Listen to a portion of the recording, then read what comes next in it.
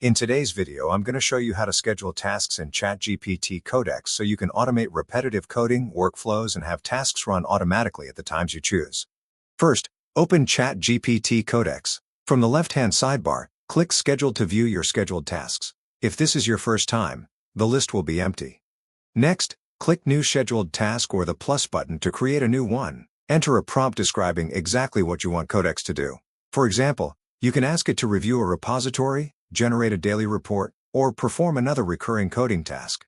Now, configure the schedule. Choose how often the task should run, such as daily, weekly, monthly, or set a custom schedule. Select the time, review your settings, and then click Save to activate the task.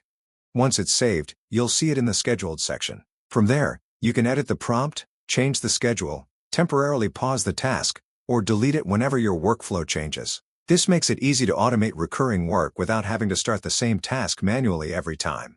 And that's how you schedule tasks in ChatGPT Codex. Thank you for watching this video. Please feel free to use the affiliate link in the description.